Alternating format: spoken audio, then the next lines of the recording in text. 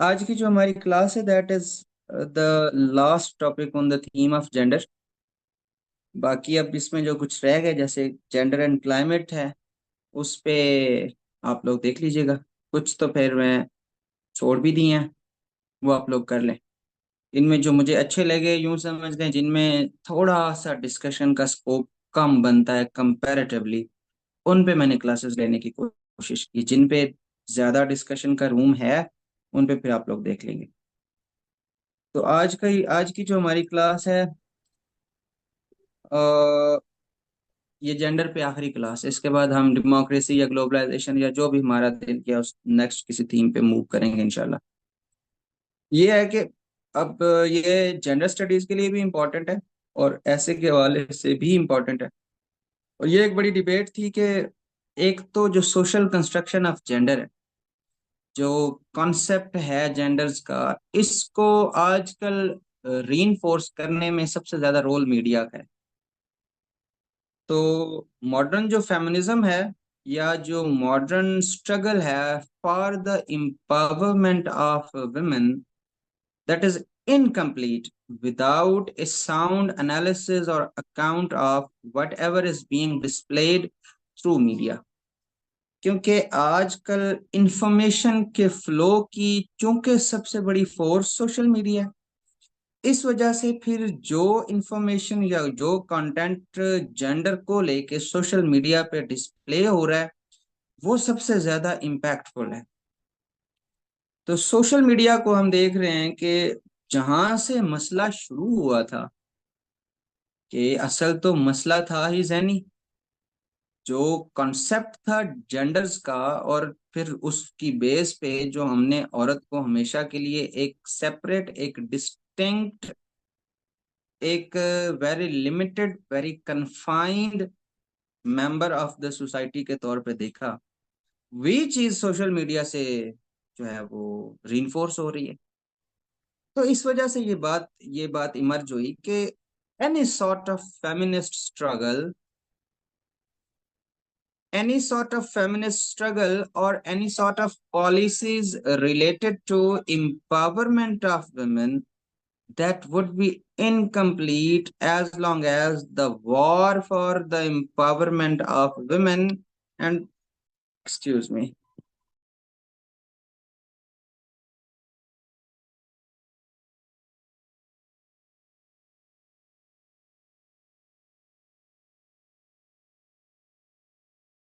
the war for empowerment of women would be incomplete without a sound struggle on social media। तो अभी दो students ने join किया है। सोशल मीडिया का इम्पैक्ट क्या है जेंडर स्टीरियोटाइप्स पे, इस पे हम बात करने लगे।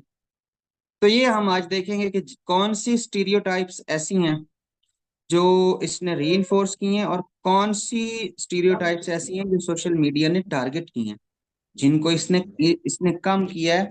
यानी यूं समझ लें कि हेल्प कैसे की है इसने वुमेन की एम्पावरमेंट को।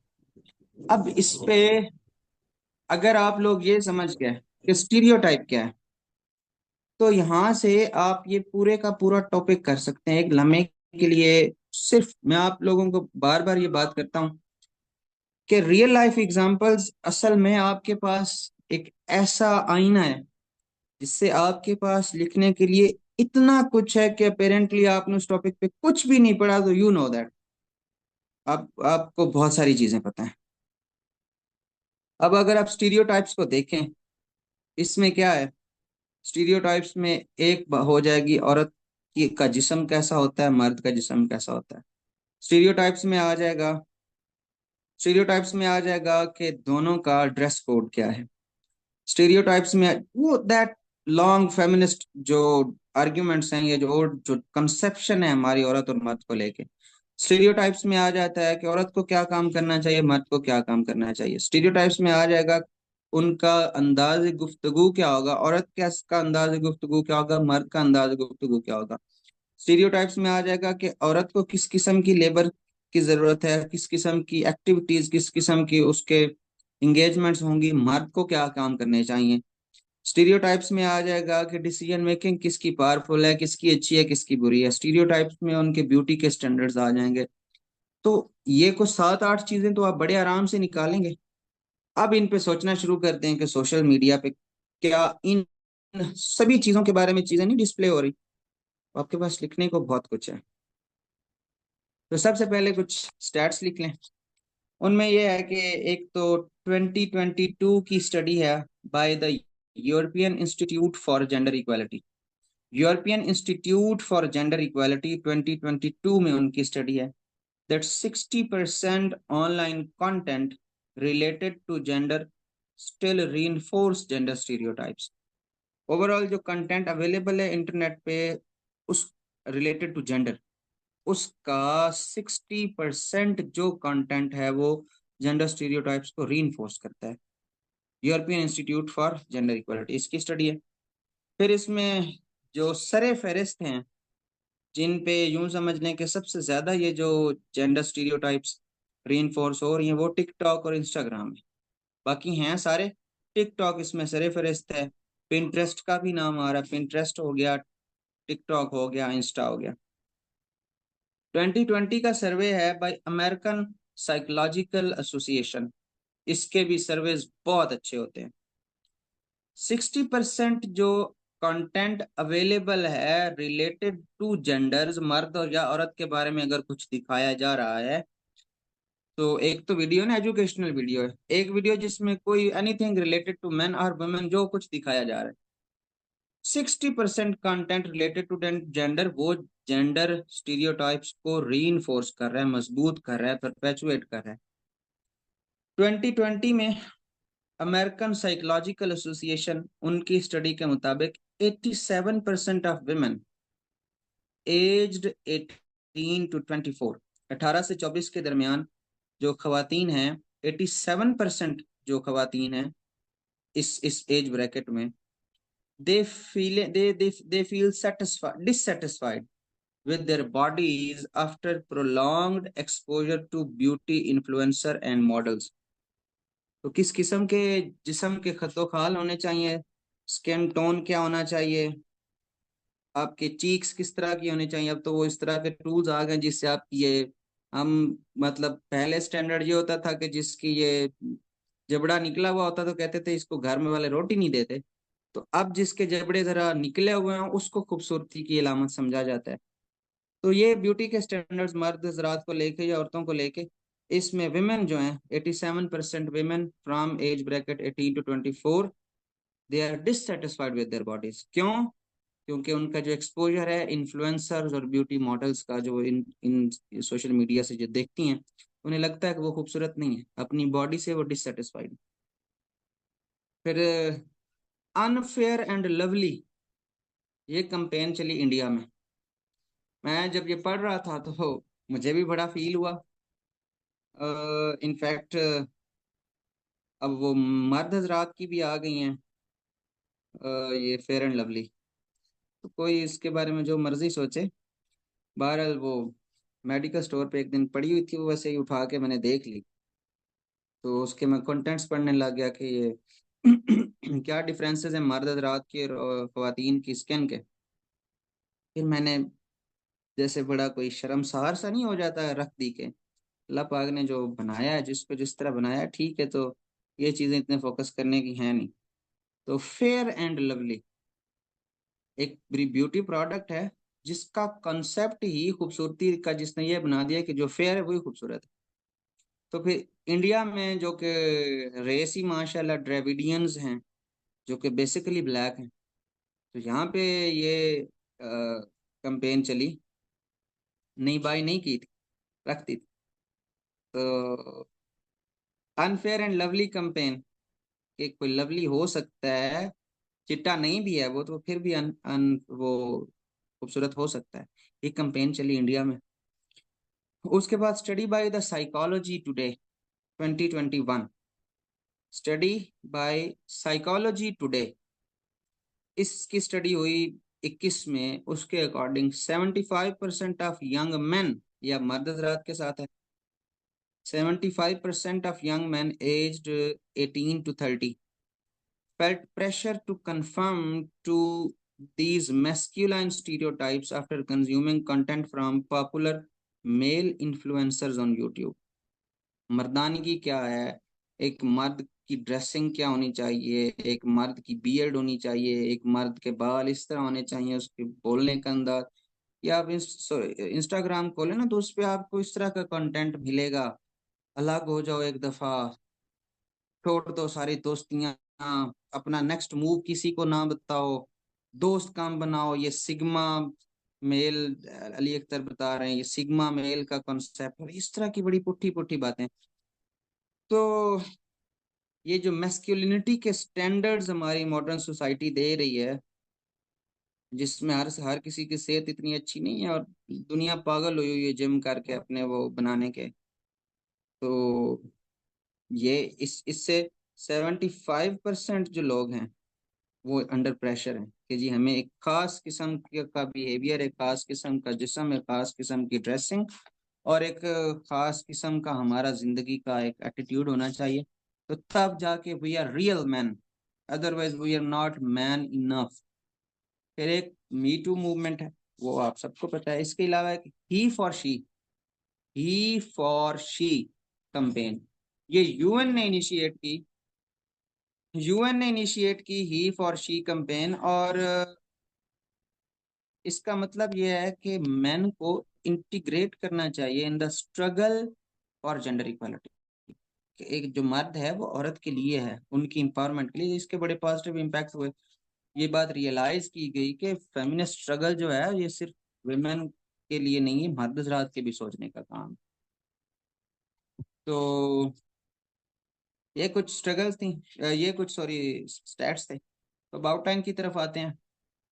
आउटलाइन में ये लिखता हूँ ब्रीफ सी, इस वजह से लिखता हूँ कि चलो आपको एक अंदाज मिल जाए बात करने का। अब हर वो इस तरह का ऐसे जिस पे अपेरेंटली लगे कि ज्यादा नहीं लिखा जा सकता, उस पे मैं ट्राई करता हूँ ये आपका कॉन्फिडेंस रिस्टोर करने की, या आपको गाइड करने की कि एटलीस्ट ऐसे एक जरूर लिखा जा सकता है कोई भी जो ऐसा टॉपिक नजर आए।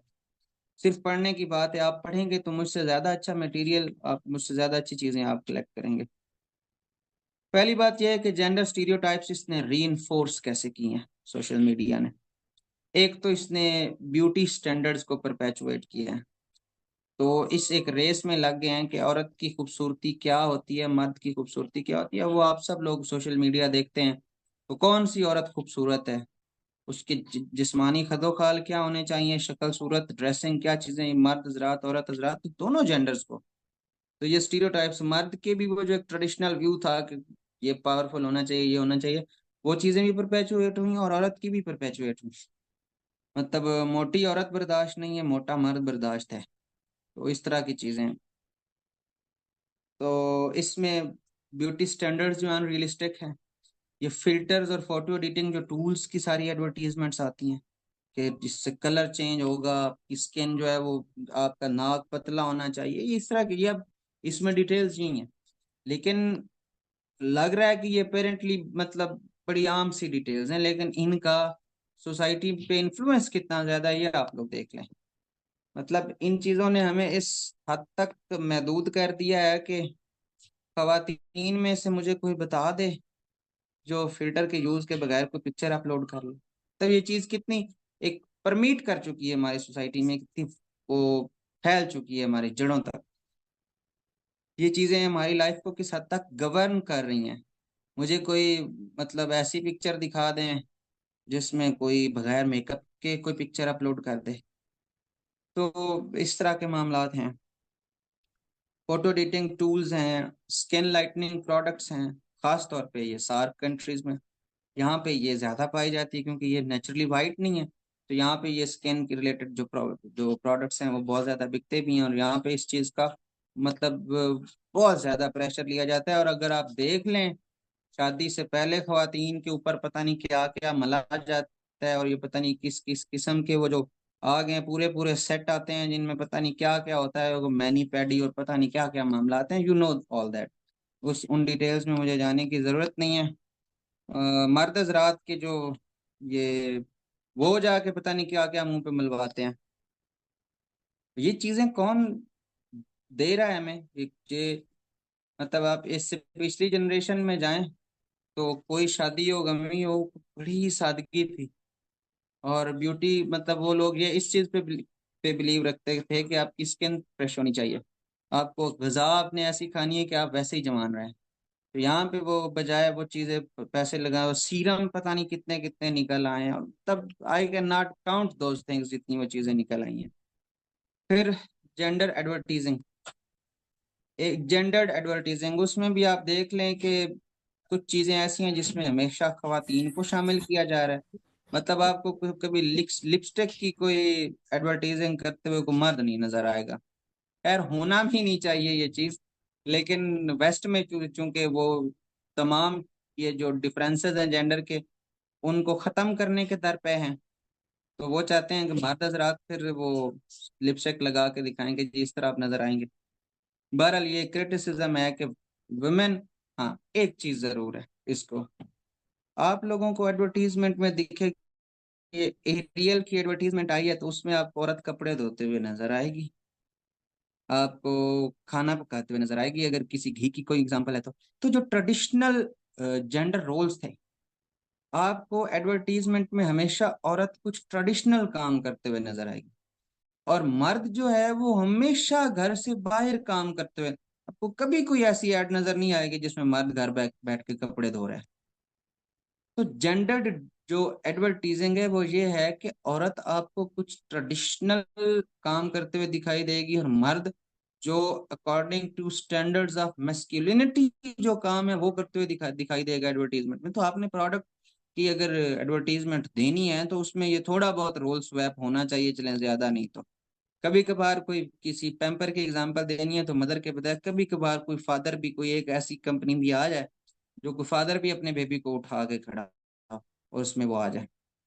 लेकिन इसमें आपको एक तो ये होगी कि ट्रेडिशनल जेंडर रोल्स इस तरह री हो रहे हैं। फिर जो मेल्स के रिलेटेड टारगेट है वो क्या है, उसमें डोमिनेंस शो करवाई जाएगी, पावर शो करवाई जाएगी, उसमें करियर सक्सेस शो करवाई जाएगी। फिर ब्यूटी या फैशन, जिसकी मैं सबसे पहले बात कर रहा था, फैशन इंडस्ट्री में औरत की रिप्रेजेंटेशन आपको ज्यादा मिलेगी, तो वो ट्रेडिशनल जो कॉन्सेप्ट है वो आपको उसी तरह रोल्स आपको मिलेंगे। उसके बाद आगे इन्फ्लुएंसर कल्चर और जेंडर नॉर्म्स, आपको कल्चर मिलेगा जो इन्फ्लुएंसर्स का है, उसमें मेन जो है वो आपको हाइपर मैस्कुलिनिटी शो करवाएंगे। आप तो वो आपको देख मीम्स में जो आ गई वो इतनी आपको वो चौड़ी उसकी ये जबड़े मिलेंगे, और साथ में सिक्स पैक्स नजर आएंगे। और मतलब इसके बगैर अगर कोई मैन वाली कोई वीडियो दिखानी है तो वो कोई बड़ी मजबूत फिजिक के अलावा आपको नजर नहीं आएगी। तो हाइपर मैस्कुलिनिटी दिखाई जाएगी, फिटनेस दिखाई जाएगी, टॉक्सिक मैस्कुलिनिटी दिखाई जाएगी, उसमें एग्रेशन, फिजिकल स्ट्रेंथ, डोमिनेंस के ऊपर फोकस होगा विमेन। और फिर एक और बात, कभी भी आपको कोई इमोशनल कंटेंट है उसमें मर्द हजरात नहीं नजर आएंगे, क्योंकि मर्द रो रहा हो कि इमोशनल वल्नरेबिलिटी की बात हो, उसमें आपको खवातीन नजर आएंगे। सोशल मीडिया पे आपको कोई इमोशनल कंटेंट जो होगा उसमें मर्द बहुत कम नजर आएंगे। तो यहीं से वो तो चीज स्टेब्लिश होगी कि खवातीन जज्बाती होती हैं, मर्द जज्बाती नहीं होती, और वो चीजें जो इनडायरेक्टली आपके अनकॉन्शियस प्रोसेस में ये चीजें बैठ रही होती हैं, दे आर वेरी पावरफुल। फिर objectification and sexualisation of women, ये बात तो है ही। अब इसको आपने अगर किसी खातून ने लेने हैं, अपने वो अपने फॉलोअर्स बढ़ाने हैं, या इवन आपको ऐसे पेजेस मिलेंगे, कोई साइंस पे पेज होगा, जब उनको लग रहा होगा ना कि हमारे फॉलोअर्स नहीं बढ़ रहे, तो वो कोई ऐसी ऐसी पिक्चर या कोई ऐसी वीडियो लगा देंगे जहाँ पे जो कि जिसमें आपको ऑब्जेक्टिफिकेशन नजर आ जाएगी, जहाँ पे आपको सेक्सुअलाइजेशन नजर आएगी, बॉडी की नजर आएगी खवातीन की, आपको कुछ इस तरह की कोई ड्रेसिंग या कुछ इस किस्म का कंटेंट नजर आएगा जिससे वो अपनी ऑडियंस अट्रैक्ट कर सके। और उसका एक बेहतरीन टूल है, एजुकेशनल कोई है पेज, साइंस का कोई पेज है, वो आप सब लोग कभी कभी ये खुद देखते होंगे कि यार ये पेज तो किसी और चीज का था और इस पे ये वीडियो किस तरह की अपलोड हुई हुई है। तो ये है ऑब्जेक्टिफिकेशन के विमेन को तो वो अपने वो उन्होंने अपने फॉलोअर्स अट्रैक्ट करने के लिए वो यूज करते हैं। और इस तरह और बहुत सारे प्रोडक्ट्स हैं जिन पे एडवर्टीजमेंट प्रैक्टिकली आपको खवातीन एडवर्टीजमेंट करते हुए नजर आएंगे। एल्गोरिदमिक वाइसेस हैं फिर, उसमें आप ये देख लें कि ये जो आप अगर कोई फॉर एग्जांपल आपने कोई ऐसी वीडियो प्ले की है जिसमें किसी खातून के खिलाफ वायलेंस हो रही थी, तो फिर आपको वही कंटेंट नजर आता रहेगा। ये बहुत बड़ी मतलब बहुत बड़ा मसला है कि अगर आपने कोई ट्रेडिशनल जेंडर रोल्स के रिलेटेड या कोई भी ऐसी वीडियो जिसमें इस तरह का कोई मसला है वो आप देख लिया, तो बार बार ही फिर उसी तरह का।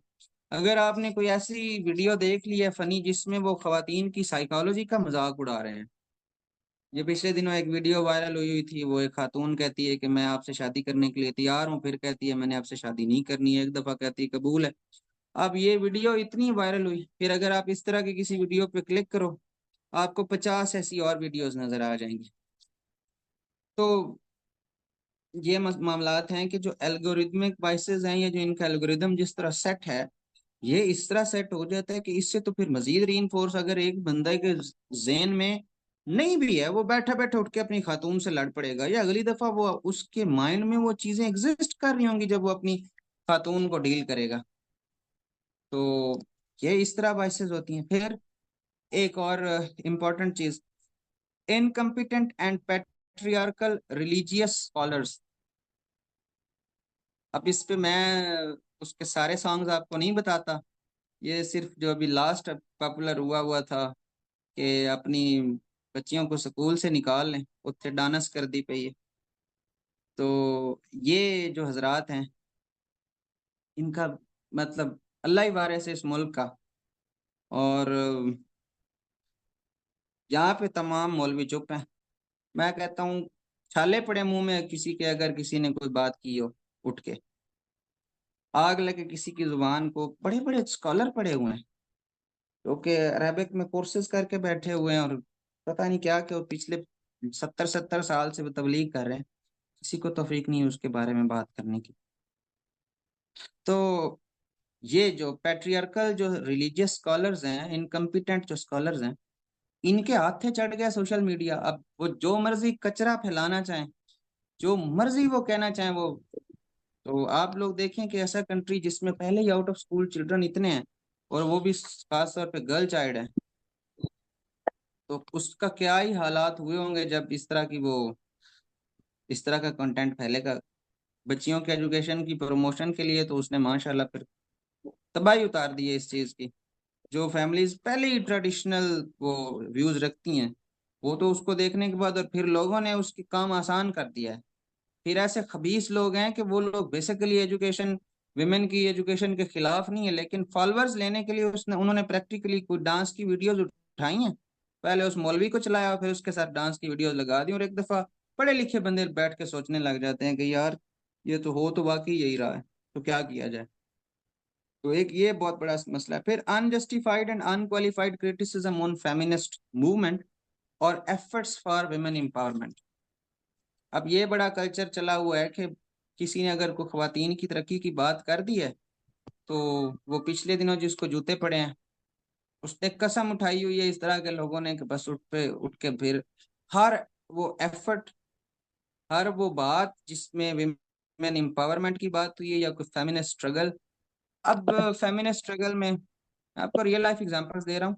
एक वीडियो वायरल हुई जिसमें कोई ये LGBTQ था कोई, तो उसकी कोई किसी ने वीडियो बनाई थी, वो कह रहा था, जरा उसकी टोन भी इस तरह की थी कि हमें भी हेरास किया जाता है, और इसको फिर पॉपुलर कर दिया। तो इसने बेड़ा गर्क कर दिया ना फेमिनिस्ट मूवमेंट का। तो इसी तरह वो एक और वो एक खातून की वीडियो थी जिसमें मतलब देर आर मल्टीपल वेज, आप अगर फेमिनिस्ट मूवमेंट को मलाइन करना चाहें तो आप कर सकते हैं, और क्योंकि सोशल मीडिया ओपन है, तो जो कुछ रियल एफर्ट्स हो रही हैं विमेन की एम्पावरमेंट के लिए उसमें भी सोशल मीडिया उनको भी काउंटर कर रहा है और कोशिश कर रहा है कि जो ट्रेडिशनल जो नॉर्म्स हैं वही रहें, जो चेंज ना हो। एक ये बहुत बड़ा मसला है सोशल मीडिया का। फिर hysterical and flawed interpretation of issues of women outside the home. ये बहुत टेक्निकल पॉइंट था कि अगर औरत वर्क प्लेस पे चली गई है, उसके खिलाफ कोई कोई हैरेसमेंट हुई है, कोई इशू है, कोई बच्ची पढ़ने चली गई है उसको किसी ने कोई बात कर दी है, कोई इशू हुआ है, तो आप क्रिमिनल जस्टिस सिस्टम की तरफ को रिजॉल्व करने की तरफ जाएंगे, बजाय ये करने की कि आप कहें कि आप फिर बच्चियों को नहीं पढ़ाना चाहिए। बच्चियों से जॉब नहीं करवानी चाहिए।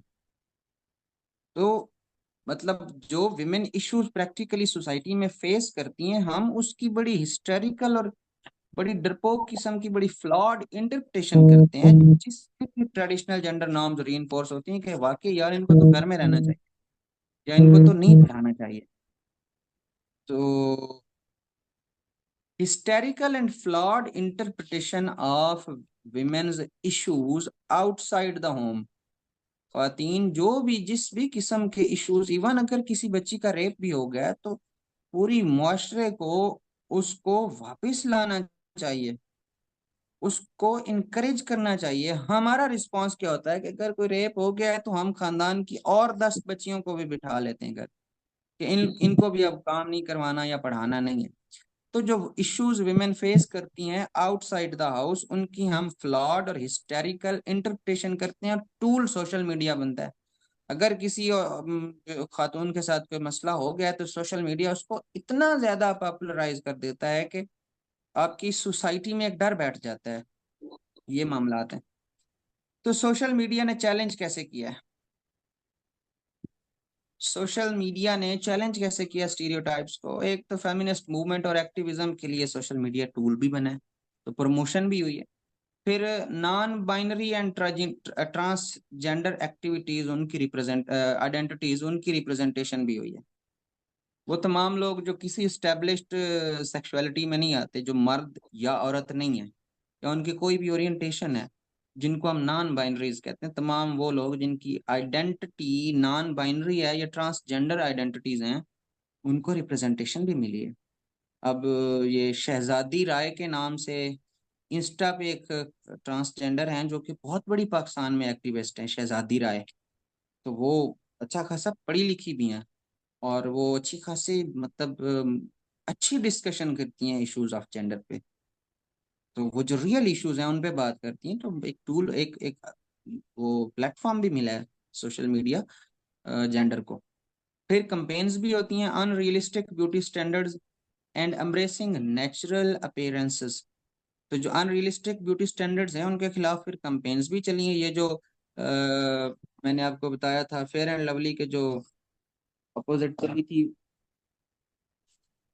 मूवमेंट, में अभी आपको बता रहा था, डार्क एंड लवली के क्या था वो movement, unfair and lovely. Unfair and lovely जो मूवमेंट ये इंडिया में चली थी, ये भी तो फिर सोशल मीडिया पे ही चली। तो इस तरह जो अनरियलिस्टिक ब्यूटी स्टैंडर्ड्स हैं उनके उनके अगेंस्ट मूवमेंट्स भी चली हैं। फिर टॉक्सिक मस्कुलिनिटी को, टॉक्सिक मैस्कुलिनिटी के अगेंस्ट बहुत सारा वो चला है। आपको बहुत से ऐसे स्कॉलर्स, फेमिनिस्ट लीडर्स, ऐसे ओपिनियन लीडर्स ऐसे मिल जाएंगे जो इन चीजों को डिबंक भी करने की कोशिश कर रहे हैं कि मर्द तो वो होता है जो औरत का ख्याल रखे, मर्द तो वो होता है जो औरत के साथ नरमी से पेश है, जैसे हमारे रसूलुल्लाह सल्लल्लाहु अलैहि वसल्लम थे, जैसे मौला अली थे। फिर आपको ऐसे रिलीजियस स्कॉलर्स भी मिल जाएंगे जो ये कहेंगे कि अल्लाह पाक ने उस बंदे के दर्जे रखे हुए हैं। या ऐसे भी लोग आपको मिल जाएंगे वेस्ट में, अगर आप देखते हैं, जो इस तरह का कंटेंट प्रमोट करते हैं कि मर्द का मतलब तो लॉयलिटी है, अगर आप अपनी औरत के साथ लॉयल हैं तो इसको कहते हैं मर्द होना। तो साहिल अदीम साहब हैं, और भी बहुत लोग हैं। तो ऐसा भी फिर आपको कंटेंट मिलता है कि टॉक्सिक मैस्कुलिनिटी के अगेंस्ट भी आपको बातें मिलती हैं। वो क्या नाम है, सैयद आरफा शाह साहिबा, इस तरह के भी फिर लोग हैं जिन जो बड़े बड़े वोकल हैं इस इन इश्यूज को लेके। फिर जेंडर न्यूट्रल और इंक्लूसिव कंटेंट भी मिलता है आपको। Educational content on gender equality, इस पे बड़ी आपको ऐसी वीडियोस मिल जाती हैं, ऐसी डॉक्यूमेंट्रीज मिल जाती हैं, ऐसी मूवीज मिल जाती हैं। सोशल मीडिया पे ऐसा बहुत सारा कंटेंट पड़ा है जिसमें फिर जेंडर इंक्लूसिविटी की बात होती है। एजुकेशनल कंटेंट मिलता है ऑन जेंडर इक्वालिटी। फिर hash tag movements for gender inclusivity, वो उनका मैंने आपको पहले लिखवा दी है। हैश टैग मूवमेंट्स में मी टू हो गया, वो ही फॉर शी हो गया, इस तरह की। चैलेंज एक्सेप्टेड, कि खवातीन ये काम कर सकती हैं और करके दिखाएंगी, इस तरह की वो भी हैं। Challenge accepted. Girls at dhabas, ये जो ढाबा होटल को कहते हैं, गर्ल्स एट ढाबाज, ये पाकिस्तान में ट्रेंड चला था। तो इस तरह के भी ट्रेंड्स हैं जो कि विमेन एम्पावरमेंट की बात करते हैं। तो इस तरह सोशल मीडिया ने चैलेंज भी किए हैं स्टीरियोटाइप्स। अब सजेशंस क्या हो सकती हैं, ये किस तरह हम फिर सोशल मीडिया का पॉजिटिव यूज कर सकते हैं कि जिससे ये इश्यूज रिजॉल्व हों? Diverse representation. एक तो आप जो है ना वो रिप्रेजेंटेशन सोशल मीडिया पे इस तरह की करें कि आपको कोई एक फिक्स्ड कंटेंट ना हो, जिससे कोई एक दूसरा डाइवर्स रोल्स प्ले करते हुए आपको जेंडर्स मिले। एजुकेशनल कंपेन्स को सपोर्ट करना चाहिए। सोशल मीडिया पे कोई कंपेन्स चलती हैं तो उनको गवर्नमेंट की पैट्रोनेज होनी चाहिए अबाउट जेंडर्स। फिर content modern moderation and reporting. ये फिल्टर्स, जो एप्लीकेशन ऑफ फिल्टर्स है सोशल मीडिया पे कि किस इंफॉर्मेशन को सेंसर करना है, ये बड़ा इम्पेक्टेबल सिस्टम होना चाहिए।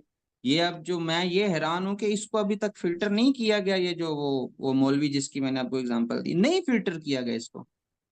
तो कितना डैमेज हुआ है इससे सोसाइटी में, ये खुदा जानता है। तो इस तरह की इंफॉर्मेशन को हमें मॉडरेशन की जरूरत है, रिपोर्टिंग की जरूरत है। अगर कोई इशू हो तो फौरन रिपोर्टिंग का सिस्टम हो। Media literacy and critical thinking. अवाम को पता हो कि हम हमारे सामने जो कुछ आ रहा है उसमें से किस चीज को एक्सेप्ट करना है, अथेंटिसिटी पे देखना है। किस तरह मीडिया पे what ever is being displayed उसको, मतलब आप लोग कभी दिमाग हटा दें। आपको इंतहाई मुख्तलिफ चीजें जो मीडिया पे आएंगी, आपको लगेगा दोनों बातें ठीक हैं। तो ये चीज कंटेंट मीडिया लिटरेसी और क्रिटिकल थिंकिंग हमें सिखाने की जरूरत है। जेंडर इंक्लूसिव एडवर्टीजिंग, इससे बहुत सारे मसले हल हो जाएंगे। मतलब अगर आपको खाली कभी कोई एक ही ऐड ऐसी मिल गई जिसमें मर्द रात कपड़े धो रहे होंगे, तो स्टीरियोटाइप्स जो हैं उनका तो वो फिर this approach will strike at the roots of stereotypes, stereotypical thinking. फिर जेंडर न्यूट्रल एल्गोरिदम्स, वो चीजें जो कि एल्गोरिदम्स में ये चीज नहीं हो जानी चाहिए, एल्गोरिदम्स भी हमारे जो जेंडर न्यूट्रल होने चाहिए। तो इस तरह हमने इसको दो एस्पेक्ट से देखा कि जो स्टीरियोटिपिकल थिंकिंग को रीइंफोर्स कैसे होती है और उसको वीकन कैसे करता है सोशल मीडिया, फिर वे फॉरवर्ड देखा। आज का लेक्चर इतना ही था। नेक्स्ट हम किसी और थीम पे मूव करेंगे। Thank you very much.